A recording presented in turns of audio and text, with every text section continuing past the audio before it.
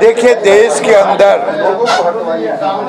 मोदी एक तरफ विकास के एजेंडे को ले गए। देश का अगर बजट 2014 में 16.5 लाख करोड़ का था, आज 37.5 लाख करोड़ से ऊपर गया। लेकिन जो लोग समाज में अपनी एजेंडा चाहते हैं, उसमें मेरे जैसे व्यक्तिगत राय पूछे गए, तो आज की तारीख में देश में धर्म परिवर्तन का एक सख्त कानून होना चाहिए। आज प्रदेश बिहार सरकार के जो जनगणना, जातीय जनगणना की बात,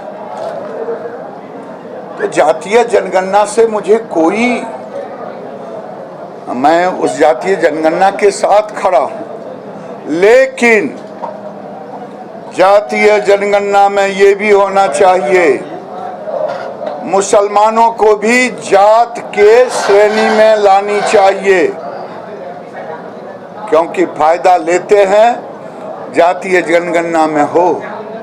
जातीय जनगणना में 11 जिले को 1991 में राजेंद्र गुप्ता और जनार्दन यादव ने पिटीशन दिया था कि जो लोग विदेशी हैं उनके नाम को, और समय शायद मेरे ध्यान में आ रहा 3 से 4 लाख मतदाता सूची से नाम काटे गए थे।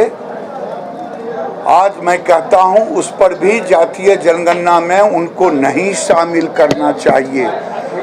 जो घुसपैठिए हैं,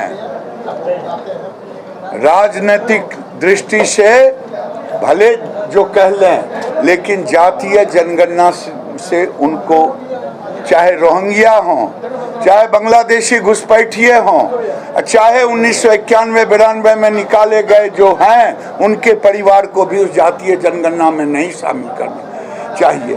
मुझे कोई दिक्कत नहीं, लेकिन अब समय आ गया है कि देश में अल्पसंख्यक पर पुनर्विचार होनी चाहिए कि देश में अल्पसंख्यक की परिभाषा को पुनर्विचारित करने की जरूरत है। जब मदनी खुद कह रहे हैं कि मैं तो अब अल्पसंख्यक नहीं हूं, तो अल्पसंख्यक शब्द को हटा देनी चाहिए, ये मैं कह रहा हूं, क्योंकि हम ऐसे भी नारा लगा रहे हैं सबका साथ, सबका विकास, सबका विश्वास, सबका प्रयास। मैं आज के लिए